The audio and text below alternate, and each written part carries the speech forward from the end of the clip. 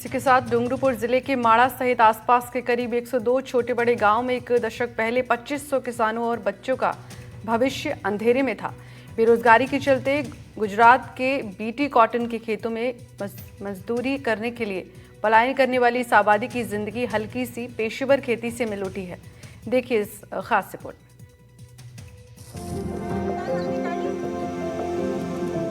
साल 2012 में जिले के माडा गांव में संचालित जन शिक्षा एवं विकास संगठन ने एक पहल की।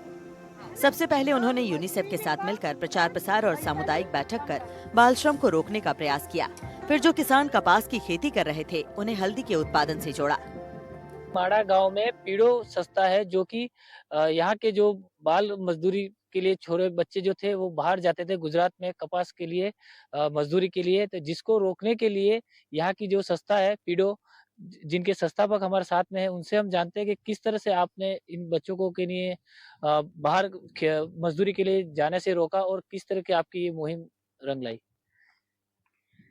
हमने जब कपास की खेती यहाँ बहुत ज्यादा करते थे और गुजरात से एजेंट आते थे, वो महिलाओं को लोन पे बीज देते थे, कुएं के ऊपर मोटर लगाने के लिए, पानी के लिए ब्याज दर, बहुत ज्यादा ब्याज दर पे पैसा उपलब्ध कराते थे। और जो कपास की खेती करते हैं उसमें बच्चों के ऊपर बहुत प्रभाव पड़ता था। सितंबर अक्टूबर में जो क्रॉस करते थे बीज उसके पौधे के ऊपर, उसमें बच्चों को बहुत लगाते थे, जिससे बच्चों की पढ़ाई के ऊपर पैसा और आर्थिक स्थिति बहुत कमजोर हो जाती थी और बच्चों की पढ़ाई के ऊपर बहुत प्रभाव पड़ता था। तो धीरे धीरे हमने कपास की खेती को बंद करने के लिए हल्दी अल्टरनेट निकाली है, जिससे महिलाओं के ऊपर कम मजदूरी के ऊपर ज्यादा पैसा उपज होती है और ज्यादा पैसा महिलाओं को मिलता है। क्योंकि बच्चों के जब दवाई लगाते थे कपास के ऊपर बार बार बार बार खेतों में घूम घूम के और दवाई लगाते थे, तो उस पे जमीन एकदम कठोर हो जाती थी और दवाई का प्रभाव बच्चों के शरीर के ऊपर और महिलाओं के और पुरुष के शरीर के ऊपर बहुत असर करता था।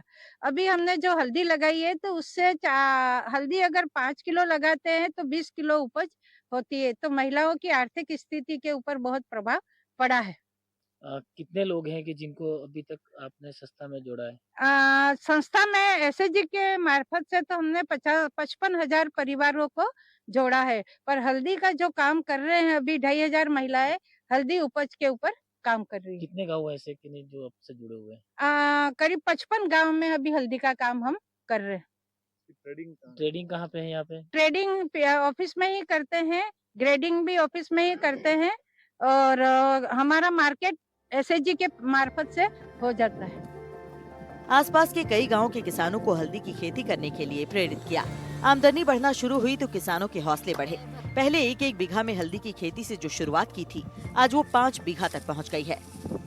हमारा एक हल्दी प्रोग्राम का जो हमने सुना कि हल्दी एक अच्छी है, तो हमने पूरे गांव में मिलकर के एक हल्दी बुआई का काम शुरू किया, जो पीडो संस्था ने आकर के हमने समझाया।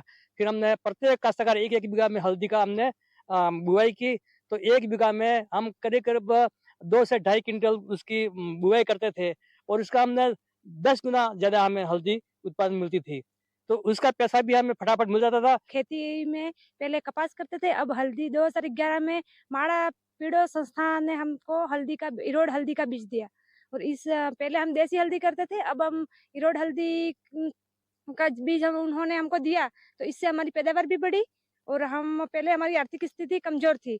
इसके बाद हम हल्दी बेच के जो पैसा जो कमाते हैं उससे अब बच्चों को अच्छी स्कूलों में पढ़ाते हैं और हमारी आर्थिक स्थिति भी बढ़ी और थोड़ा थोड़ा पैसा हमने इकट्ठा भी करने की कोशिश की, ताकि हमारे ये पैसे हमारे बच्चों के कहीं काम आ सके। छोटे छोटे रूप में पहले 2 क्यारी या 4 क्यारी हल्दी बोते थे, तो जो घर के उपयोग में ही लेते थे और मार्केट में कोई सब्जी वब्जी लेते थे उसके साथ 1-2 किलो ले जाते थे। इससे क्या कि हमारी आर्थिक स्थिति पहले बिल्कुल दयनीय थी। आर्थिक स्थिति दयनीय होने से हमने धीरे धीरे बेड़ा पकड़ा कि अभी कोई मसाले के रूप में हमने हल्दी चुना। हल्दी चुनने से क्या कि हल्दी, और पहले हम गन्ने बोते थे पर हल्दी बोना शुरू किया, तो हल्दी से हमारे खेत उपजाऊ बने और उसमें हल्दी से उर्वरा शक्ति खेत में बनी रहे। तो हमने पीड़ो माड़ा से थोड़ी बात की तो देवीलाल जी व्यास हमारे डायरेक्टर हैं। उन्होंने बताया कि हल्दी के बारे में अपने खेत की देख लेते हैं, तो जिस खेत में पानी नहीं भरे वो खेत चाहिए हल्दी में। तो पानी नहीं भरे ऐसे खेत हमने सर्वे करके दिया आस-पास के गाँवों में और बताया बोला कि ये परिवार हैं जो इनके पानी नहीं भर सकते, तो हल्दी बो सकते हैं अपन।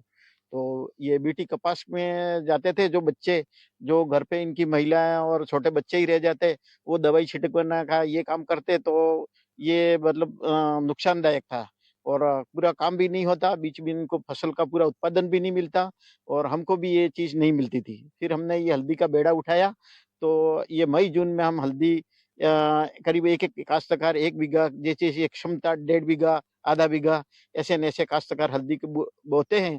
बोने से हमको क्या इसमें मिश्रित खेती करते हैं कि हल्दी के साथ हम धनिया लगाते हैं। धनिया और धनिया होता है कि उस 1 डेढ़ महीने में हमको 200 से 300 रुपए प्रति किलो के हिसाब से हमको मार्केट वैल्यू उस समय मिल जाता है। और इसके बाद हम मिर्ची बोते हैं इसके साथ ही। तो हल्दी बड़ी होती है तो मिर्ची बोते हैं तो हल्दी पक जाती है और इधर मिर्ची की आमदनी हमारे शुरू रहती है। तो इससे हमारे घर में आर्थिक स्थिति का सुधार हुआ और पैसों की आमदनी हमेशा शुरू रहती रही और इससे हमको मिश्रित खेती से अच्छी आमदनी हो रही है। ये सब माड़ा संस्था की देन है। इन प्रयासों में सबसे बड़ा कदम किसानों को अपना बाजार में ब्रांड तैयार करना था। आखिरकार माही हल्दी के नाम से ब्रांडिंग शुरू हुई और आज देश विदेश में करीब 30 टन तक हल्दी की ट्रेडिंग पहुंच गई है। यहाँ के किसानों के हौसले आज पूरे वागड़ में दूसरे किसानों के लिए मिसाल हैं। अभी तक 55 गांव जुड़े हुए हैं, जिसमें 3000 तक लोग इस संस्था के साथ जुड़े हुए हैं और हल्दी का काम करते हैं। और लोगों ने भी बताया कि हमारे परिवार वाले पहले कपास की वजह से कि नहीं बाहर जाते थे, बच्चे भी हमारे बीमार पड़ जाते थे और ये जो चलने में भी बहुत सारी तकलीफें आती थी, जिसमें हमको कि नहीं बहुत सारी दिक्कतें होती थी कपास में। तो अब हम हल्दी का जो खेती कर रहे हैं, जिसमें पहले हम 50 किलो तक करते थे, अब कि नहीं 3-3 क्विंटल 4-4 क्विंटल हम हल्दी की उपज करते हैं और कि नहीं हमारे परिवार वाले भी अब हमारे साथ में जुड़े हुए हैं। जो हम परिवार एक साथ में रह के ये खेती-बाड़ी करते हैं। परवेज़ जैन, एनडीटीवी राजस्थान, डूंगरपुर।